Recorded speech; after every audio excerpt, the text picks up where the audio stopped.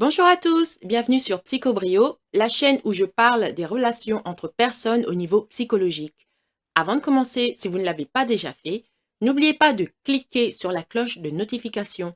Cela vous informera à chaque fois que je télécharge une nouvelle vidéo. Ainsi, vous ne manquerez de rien. Et le défi du bouc émissaire, comme j'ai dit, c'est de croire en ses propres perceptions et vérités. Voilà.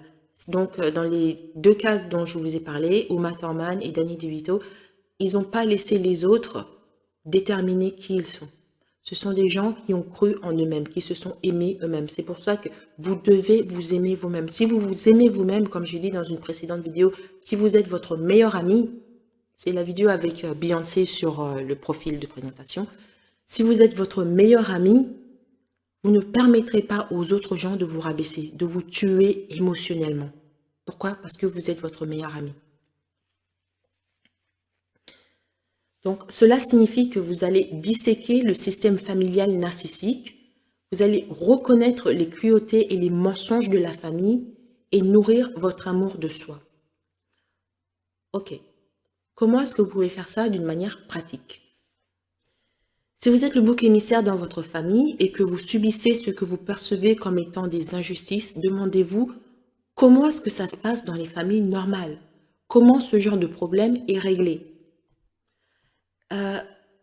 Une manière, pour moi, hein, c'est juste quelque chose que moi j'ai utilisé quand j'étais ado, une manière de voir comment est-ce que les familles normales règlent leurs problèmes, comment est-ce que les familles normales avec un S ou normaux avec un Y, comment est-ce que les familles normaux se comportent. Ce qui était bien dans les années 80, 90, c'est qu'il y avait les séries télé qui étaient axées sur la famille. Vous avez des séries comme La petite maison dans la prairie, le Cosby Show, Quoi de neuf docteur, c'est ça, un Quoi de neuf docteur avec Mike. Et enfin, ça fait plein de séries comme ça qui montraient des familles normaux où papa et maman s'aimaient, ils aimaient aussi leurs enfants et les enfants aimaient leurs parents. Aujourd'hui, on ne voit plus ce genre de séries. En tout cas, il y a trop de dysfonctionnement, il y a trop de dépravation.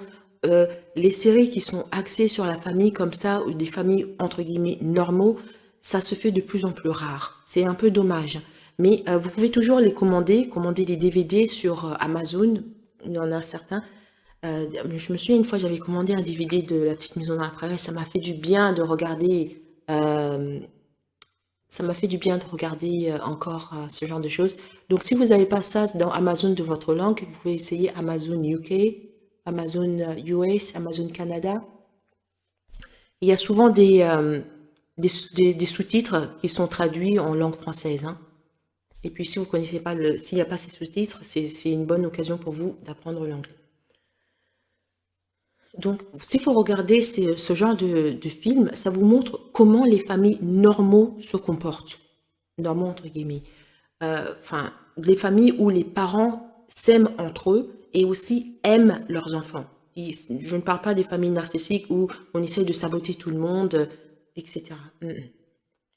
Donc, c'est vraiment intéressant. Il y avait aussi les mangas qui étaient intéressants où souvent il y avait une moralité à la fin de l'épisode. Aujourd'hui, on ne les voit plus tellement, les moralités à la fin de l'épisode. Donc, dans mon truc, dans Psycho Brio Plus, dans la nouvelle chaîne que je vais créer, je vais continuer, enfin, je vais rediffuser la série Candy. Enfin, je compte le faire, hein. Mais le problème, c'est qu'avec les droits d'auteur, etc., je ne peux pas le faire comme j'avais l'habitude de le faire. C'est-à-dire, avant, je mettais tout Candy. Mais là, maintenant, ce que je dois faire, c'est je dois rajouter des commentaires et des trucs comme ça. Donc, il y a un petit truc ici et ça qu'on peut faire pour passer le... Donc, je travaille dessus. Donc, en ce qui concerne survivre ce genre de famille dysfonctionnelle, voire même émotionnellement dangereuse, il y a aussi le fait d'être passif. Ça peut vous aider dans certains cas. Ça peut être l'un de vos meilleurs atouts pour vous sortir de l'emprise des parents qui essayent de vous faire du mal. En ce qui concerne le fait d'être passif, j'ai une vidéo dessus, c'est ma vidéo sur les rochers gris. Donc, vous regardez, ça donne des conseils aux gens qui se retrouvent dans des situations toxiques, mais ils ne peuvent pas s'en sortir physiquement. Donc, naturellement, le bouc émissaire est quelqu'un qui questionne la dysfonction et il combat le gaslighting. Ça fait de lui l'ennemi numéro un du narc. Pourquoi? Parce que le bouc émissaire détruit la fausse réalité que le narc a soigneusement créée autour de lui. Par exemple, on a vu le cas de Sheila qui se fait passer pour une pure, mais les gens purs, en tout cas dans la communauté où Sheila grandit, les gens purs n'ont pas de bébé en dehors du mariage. Et le fait qu'elle se fait passer pour Miss Mère Teresa, etc., les gens regardent et disent, mais attends, on sait qui tu es, on sait le genre de choses que tu faisais, hein, et on voit le résultat aujourd'hui. Hein. Bon, c'est un exemple hein, qui concerne Sheila et sa communauté. Après, les gens, ils font ce qu'ils veulent. Hein. Donc, vous vous dites maintenant, comment guérir de la peine et du trauma que ces horribles parents infligent à leurs enfants? Eh bien, pour l'enfant en or et le bouc émissaire, briser le cercle familial narcissique est la voie de la guérison. Reproduire une dynamique similaire dans leurs relations adultes est courante et difficile à éviter. Souvent, il faut repérer des schémas malsains pour commencer à les comprendre et à rechercher des amis et des partenaires sains. En tant que parents, les enfants adultes de narcissiques ont la possibilité d'atteindre la guérison en donnant le genre d'amour inconditionnel qu'ils n'ont pas reçu dans leur famille d'origine. Donc, qu'est-ce que tout cela signifie? Ça signifie que si vous voulez guérir de la peine et du trauma que vos parents vous ont causé quand vous étiez enfant, parce que vous étiez soit l'enfant en or, soit le bouc émissaire, eh bien, il ne faut pas recommencer le même schéma. Il ne faut pas recommencer le même mode de vie qu'eux. Maintenant, vous êtes un adulte, vous avez vu ce qui n'a pas marché avec vos parents, vous avez vu ce qui a causé de la peine, eh bien, il faut éviter. Pourrir, gâter l'enfance n'est pas une solution.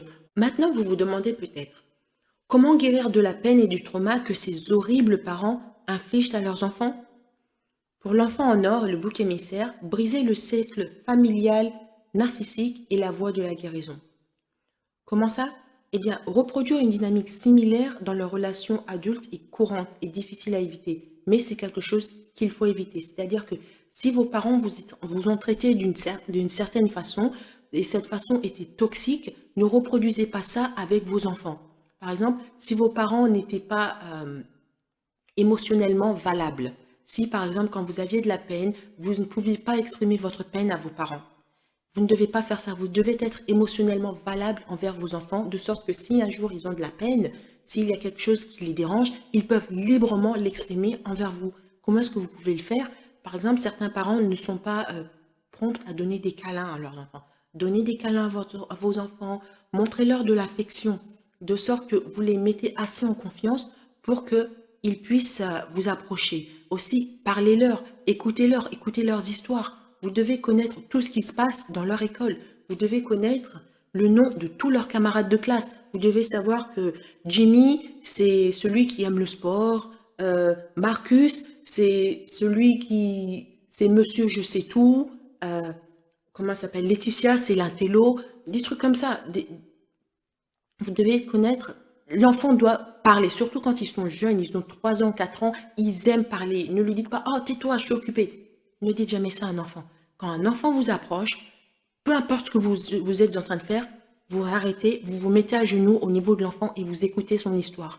Ah oui, donc Marcus c'est l'intello, donc il se prend pour monsieur je sais tout. Ah ok, c'est vraiment intéressant. Hein? Ah oui, oui, c'est bien. Et oh, Laetitia c'est la princesse de la classe. Oh yeah, oui, elle se prend pour Miss Univers dans la classe. Oh oui, c'est... Vous écoutez ces petites histoires d'enfants.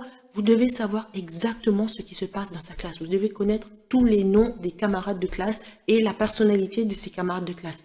C'est une façon de commencer la communication avec votre enfant. C'est quelque chose que vos parents n'ont pas fait et ça, c'est toxique. Ne pas le faire, c'est toxique. Donc, pourquoi comme ça, l'enfant, quand il va être adulte, enfin, disons quand il va être adolescent, il a 16 ans, peu importe le problème, il va venir vers vous. Il va dire, oh, mes camarades de classe m'ont offert de la cigarette, on est parti dans cette boum, il y avait de la drogue. Il va se sentir libre de vous parler. Et vous pouvez le diriger, lui dire, bien sûr, la drogue, ce n'est pas bien, tu sais, ne prends pas ce genre de choses. Et vous lui montrez pourquoi ce n'est pas bien, les effets que ça a, même la cigarette, pourquoi est-ce que c'est pas bien, les effets que ça fait sur les poumons.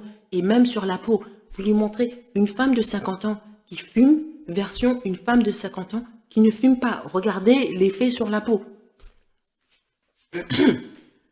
Ça, c'est une façon aussi de guérir de la peine que vos parents vous ont inflictée, c'est-à-dire en ne le répétant pas avec vos propres enfants. Souvent, il faut répéter des schémas malsains pour commencer à les comprendre et à rechercher des amis et enfin, souvent, il faut repérer les schémas malsains pour commencer à les comprendre et à rechercher des amis et des partenaires sains.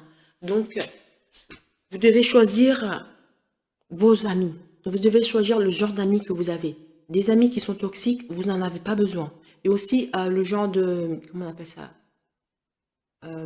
Activité, en anglais on dit entertainment, en français, des loisirs, oui c'est ça. Le genre de loisirs que vous faites. Il faut les loisirs qui encouragent, je sais pas, la violence, la drogue, la prostitution et tout ça. Ne vous exposez pas à ça et surtout n'exposez pas vos enfants à ce genre de choses.